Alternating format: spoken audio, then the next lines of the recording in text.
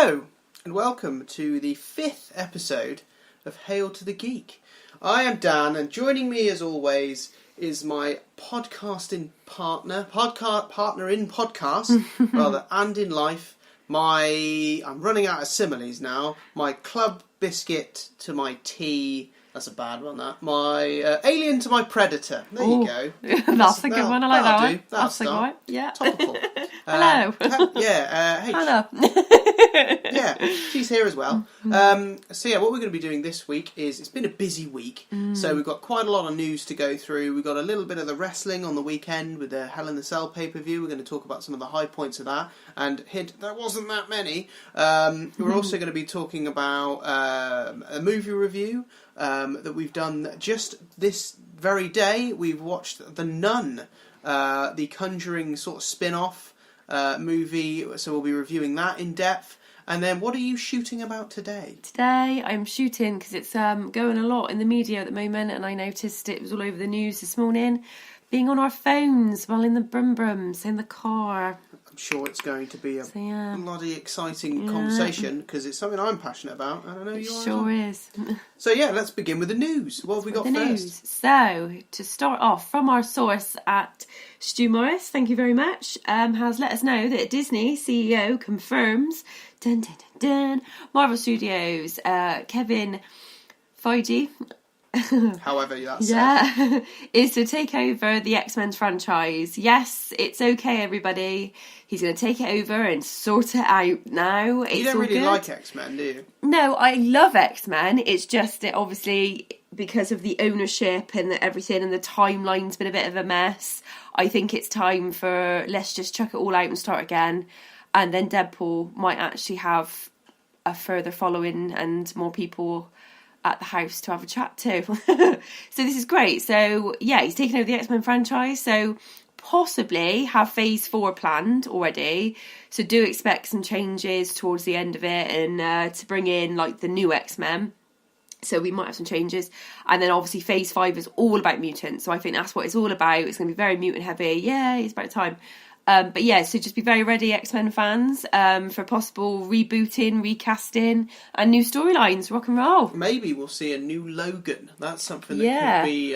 Let's get him in the original suit. It'd be so exciting. The yellow and black. Yeah. Yellow and black? Yellow and blue? Yellow, blue and black, isn't it? Yeah, good news. Good news. And on the Marvel-y theme, we've got Venom, the new film that's coming out very, very shortly. Has been giving a PG-13 rating, or a 12A if you're listening in the UK. Don't know what it is in the rest of Europe because we don't know. And the reason for that is it's the expectation to bring in Spider-Man in the not too distant future, which means this will be which will be in the same universe as Spider-Man and the Avengers, which it wasn't expected to be in the original place. And apparently Tom Holland has signed on to do 3 films on that. I'm happy about that. That is very exciting. Very exciting. It's going to be interesting to see if he's going to be the bad guy in this. Venom, I mean. It's going to be interesting to do. How are you going to do 3 movies? Yeah. With a bad guy as the main protagonist, unless it's not all Venom movies, unless he's going to be in the second Spider-Man Homecoming film, unless he's going to be, he's going to be in like the next version of the Avengers, whatever the hell that's going to be called. I don't know, but interesting. Yeah, opens some gates, doesn't it? And with the trailers we've seen for it, it's amazing. And it's Tom Hardy, just him. Yes, it is. Getting very exciting. Getting exciting. So next one up. I'm really excited about this. Bridesmaids 2, guys. I'm just saying. # just saying. Bridesmaids 2 is being made. That's all you've got to know about that. I'm happy. That's enough. Yeah, brilliant. I love Bridesmaids as a film, and I don't care what people say about me if they say that. I openly admit that it's a brilliant film. It's a brilliant comedy film. All the women in it are fantastic, especially Great the 2 cast. Saturday Night Live girls. Yeah. Amazing, absolutely amazing. And also Chris O'Dowd from the IT crowd gets a really good cameo in that film. I hope he comes back into it. I hope it kind of picks up a little bit. I hope it's not one of those movies where they just broke up and you never actually get and to just see disappear. Because that's just sad. That Like would be Jesse in sad. Pitch Perfect 3, absolutely ridiculous. Yeah, where did that go? All that effort for nothing. So the next bit is a stat. I love a stat. So Mission Impossible, the newest one that was released a couple of months ago, is now the highest grossing film of all of the Mission Impossible franchises. That's gonna. So, yeah, I well think done. he's happy about that because he did break his ankle. No, wrist. Was it his ankle? He ankle? broke something, Yeah, I didn't think he broke his leg as he did all his stunts himself, didn't he? And jumped on that building. Yeah, so well done, So, Tom Cruise. well done, You're Tom. still making these films and people are still going to watch them more than they ever have. So even if they are not as good, but still. I'm taking the Joker news, just standard. So, my little mate Joaquin Phoenix, he's... You said it right. I did it, Well I did done. it. Only Go took me. 3 weeks. Only to- took 3 weeks. Now you put me off now. So his first pictures have now been released as the Joker, in makeup and out of makeup. He's looking really good. It's been suggested his name will be A. Fleck as well. So obviously this is going to be an origin story. It's going right the way back. So yeah, he's going to be an A. Fleck. So A for Arthur. But to me, I don't know about you lot, but doesn't that sound awfully like Affleck? So is that a little nod to say that Batman is still our Ben? Oh, if it's not, it's going to be the most backhanded, strangest thing they could slap possibly in the have face. done. Yeah, like, you don't want to be Batman anymore. Well, we're going to call our main bad guy Affleck. Yeah, and we're going to do the 2 fingers on our chin just to encourage you to come back. Yeah, Gone Girl reference. I like Gone it. Girl reference. Love that movie. Okay, so that's... the one bit we've missed. One thing we've missed. The biggest Marvel news of the week is the trailer has dropped Dun, dun, dun. That was... for Captain Marvel. What were your thoughts on the trailer? I take it you've seen it. Yes, like 5 times. Look, Mom, I'm a superhero. So I'm massive. I follow Brie, and then I also got our Twitter page. Follows Brie, is what stalks Brie Larson, to be honest. Bless her. She tweeted a picture first, like releasing pictures of her, and said, "Look, Mum, I'm a superhero." And I think we were the third person to actually put a love heart in and everything, and loved it. Nice. So I was really like, I'm on it! And it was 2 o'clock in the morning, so there we go. But yeah, I'm very, very excited. It's based in I don't know if it's spoiler alert now, so it's very, very much based in the 90s. Nice little Blockbusters shop is in it, so that's... that really dates it. That dates it. And I'm just happy Samuel L. Jackson gets to act with both his eyes for a while.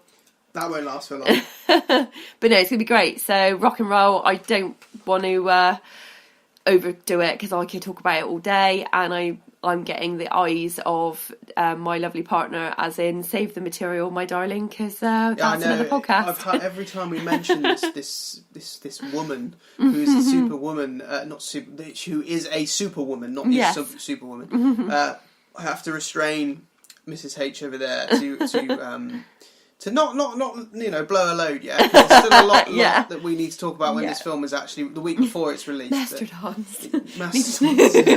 Yeah. I need to just chill. So that's it in terms of film news for the moment. But we have got a little bit of wrestling we're going to be discussing now. We're not going to go into a full review like we did on SummerSlam because it wasn't a big pay-per-view. We're just going to pick out some key points and maybe discuss a little bit of them. Yeah.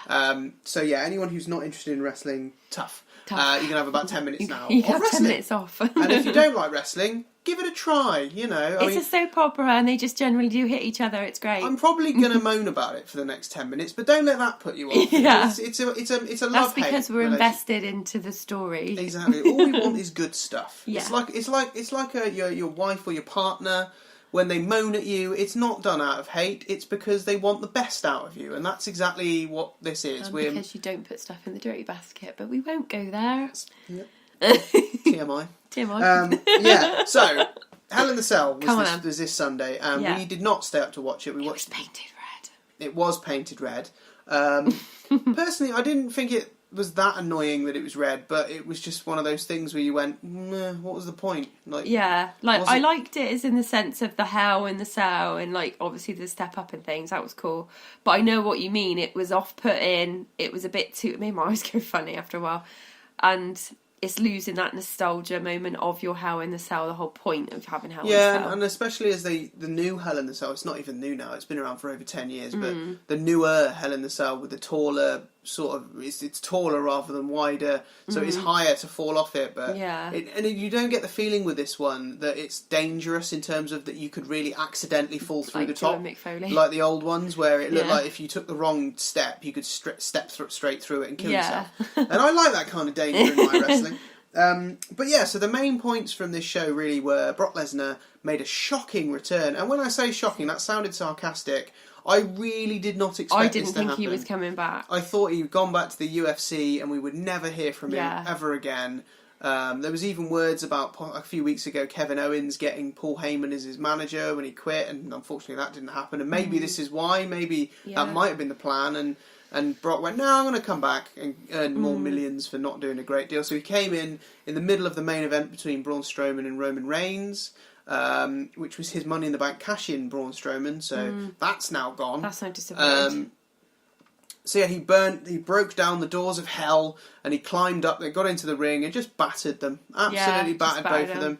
But not in a way that would mean they can't continue the match. No. And this is where my main gripe is with this, is that it ended the match. It's the first ever Hell in a Cell match to not have a decisive winner. And to me, that kind of devalues it. Would you agree? I would agree. The whole Monster in the Bank, that's just completely been kind of ruined now. I did like the fact what Braun said was like, don't worry, the Beast opened the door to hell, but he let out a monster. Like, I think it's going to be a very big run now. And I'd rather just like to see the Beast versus the Monster now. Maybe Roman could take a day off. Well, yeah. Like, it's just getting hard, isn't it? Like, the three, but it's now 3 of them, so it's boring. Yeah, and we were going to mention this later, but we may as well mention it now because it's at the same time.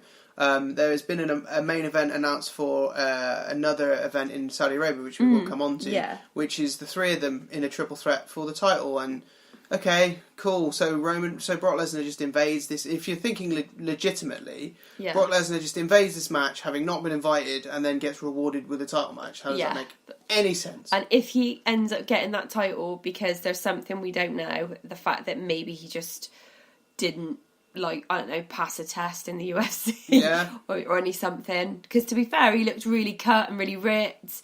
Got a beard. He's getting ready for UFC. He's getting ready, but if there's something we don't know. If he gets that belt back, I'm going on strike for Raw. Yeah, might be a SmackDown only kind of thing. Yeah. So yeah, other things that happened at Hell in a Cell, because there was a lot of good points in this show. There was. The most gruesome, definitely, was the first Hell in a Cell between your favourite man Jeff Hardy and mine, to be honest, and he's more of a grizzled veteran, Randy Orton now. Very physical match, not just the bit we're going to talk about, but the whole... Oh, it's fantastic. Jeff's belt broke quite early. It stole the show. I think it stole the show a little bit. Yeah, it was. Now when you look back. That's one of those Hell in the Cell matches where they'll be replaying clips of that in the future to show how barbaric the Hell in the Cell is supposed to be. It'd be on the network and it'd be on your countdowns. So again, you ended up with the end of the match was Jeff Hardy, as we knew he would, did something stupid. He jumped... He set it all up. Yeah, he climbed the ladder, he jumped onto the top of the cell, he was swinging onto it and he tried to land on Randy Orton. Obviously, Randy Orton missed. Jeff stacks it through the table. And again, almost annoyed me because the ref was going to stop this match as well, which was before the main event. And Randy Orton went, no, I'm going to just pin him because it's a Hell in a Cell match and nothing should end Hell in a Cell match. So pinned him, but Randy Orton gets the win, which is probably the right result. Jeff can now go and have a bit of a rest because he's obviously still in... And if he wasn't in pain before this, he will be now. But yeah, some really good moments in the match, like... Randy Orton caught his leg on the cage and he ripped his skin off, and then Jeff really laid into him with some belt shots. With his took his belt off. His hot topic belt. And it left stud marks through his back, so Randy Orton's back was pouring with blood. And then I'll let you describe the most gruesome bit of the whole thing. What is it with the stretcher thing? So obviously, Jeff's got his stretchers out a lot, and I've always assumed, maybe he's just having them out recently because he's being safe for wrestling, but obviously not, because now Randy's got a thing about like tugging on him and putting